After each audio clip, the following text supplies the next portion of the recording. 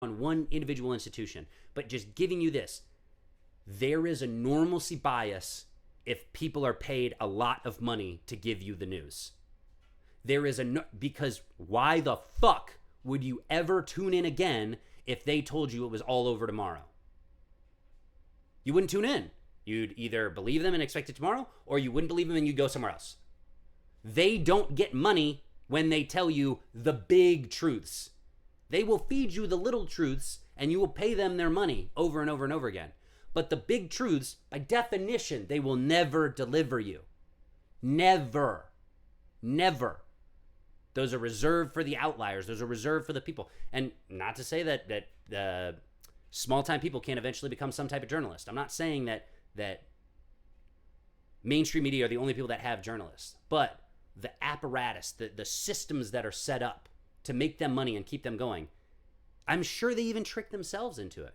Well, I'm putting out this and it's not really, I'm talking about how Biden is senile, and we haven't talked about how Trump is, literally threatening to never have elections again if he wins. So, let's put out another 5 articles about how Biden is senile, because, that's the normalcy that people want. People don't like a not normal, candidate running dictatorially and saying that he's going to, do these things and rip the Constitution. That really isn't going to play well. But it does play well. What everyone reads is the 80 articles that we wrote about Biden being unfit.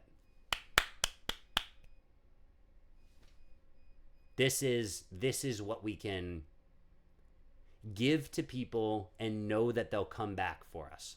Because this has the nuggeted truth to it, and we've omitted the rest, and they come to just us, so they won't see that rest. It won't be an option. We won't say, oh, well, we missed it on the time. Nope, they just come to us, so we give them that small picture of the truth, all the while ignoring. And the people in the jobs, they do it, I'm sure. Well, if we weren't here doing this, if we weren't writing the puff pieces and doing the occasionally misleading pieces by leaving so much out, if we didn't do that, somebody else would be here. It'd just be Fox News. It'd just be, One America News. It'd just be Newsmax. And, we're here at the time. You got to be one of the good ones. You got to be in the conversation. You don't want to get kicked out of the White House press briefing, because if you get kicked out, then no one's there to ask questions. Do you understand if you aren't asking the type of questions that get you kicked out, you never fucking belonged there in the first place? You're not one of the good ones. You're actually one of the bad ones, and you're carrying water for the end of our nation as we know it.